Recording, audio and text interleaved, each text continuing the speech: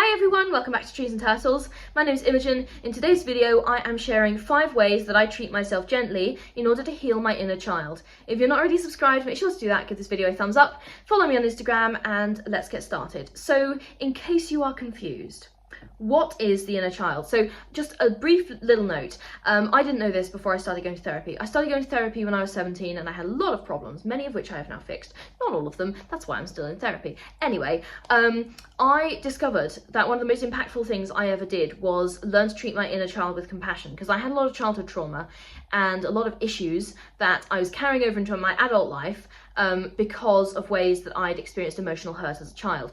And so I sort of learned to heal my inner child and talk to myself gently, and also think of myself, treat myself with the same level of compassion that I would have treated my younger self with. Does that make sense? So, you know, if you ever are tempted to talk badly to yourself or to criticize yourself or like excessively, or to just be mean to yourself for no reason, think about yourself as a child and would they deserve that? And no, okay, so you don't deserve it either. So that's kind of the concept of the inner child. Anyway, let's get started. So number 1, I seek out healthy social relationships, I stand up for myself, and obviously I go to therapy, so I learn how to look after myself better and feel heard.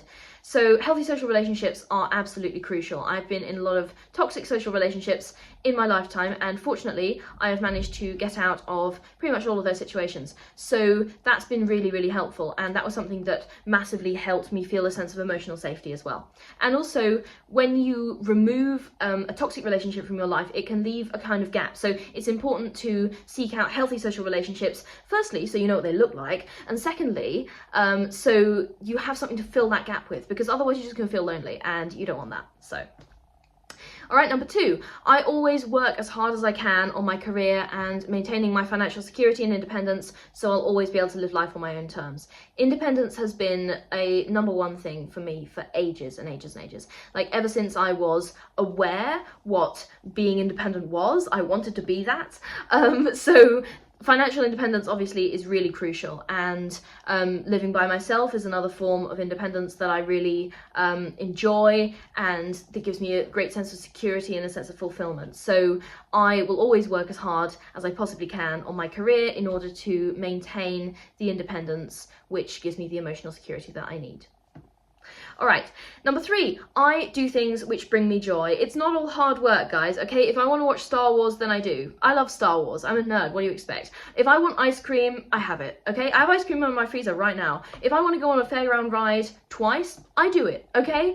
Life is partly about being as happy as you possibly can, so I try to make the most of that. Like, for example, my favourite fruit is nectarines. Are nectarines? My favourite fruit is nectarines. Anyway, so I tend to eat, like, really a lot of nectarines during the summer, because I'm only going to get to live once, so why wouldn't I want to have as many of my favourite fruit as I possibly can, right?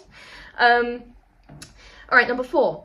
I have a lot of reminders of what my younger self was like, and they've helped me reframe my negative self-talk. So this looks like journaling and imagining what I would have thought of something going on in my life now, like when I was a kid, or imagining taking my younger self with me on a trip. Or I have photos, childhood photos, well, not very many, but I have some childhood photos from like on my phone and stuff.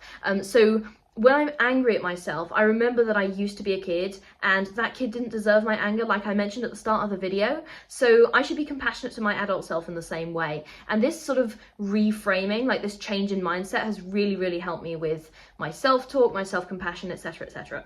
I think it could also help you. Not to diagnose or anything. Number 5, okay, this has been a huge one, and I'm going to talk about it for a while, okay, so get your popcorn.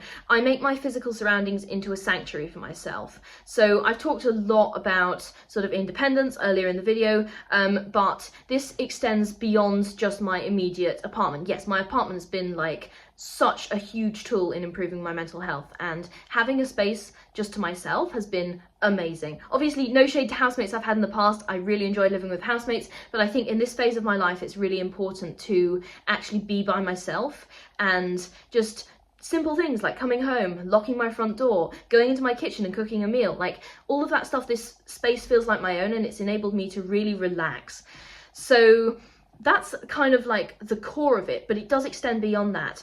I also try and stay out of situations which make me feel uneasy or unsafe. I listen to my gut feeling. This could be in social situations, it could be in terms of travel, and I try and make my surroundings in terms of like the physical, the social and the emotional into a space where I can fully be myself, okay? Everything in my apartment is geared towards me being comfortable. So the decor is like all completely like what I want, and nothing in my apartment is there because someone else like chose it. Like, I've chosen everything in my apartment. It was partly why I got it unfurnished. Like, did I spend too much money on furnishing my apartment? Yes. Did I sort of inwardly cringe while I was doing it? Yes. Did it nevertheless make me feel like I had the room to express myself? Yes. And was it worth it? Yes. So everything in my apartment is geared towards being comfortable, aesthetically pleasing, and towards bringing me joy. So that is awesome. Okay, a little summary. 5 ways I treat myself gently to heal my inner child. Number 1, seek out healthy social relationships. Number 2, work as hard as I can on my career to maintain my financial independence and independence in general. Number 3, do things which bring me joy. Number 4, remind myself that my younger self did not deserve my anger, and so neither does my current self. And number 5, make my physical and emotional surroundings into a sanctuary. Okay, I hope this was helpful. If you want to discuss more in the comments, I'm very happy to do so. If you're not already subscribed, what are you doing? Get subscribed, give this video a thumbs up, follow me on Instagram. I will see you next time. Okay, bye!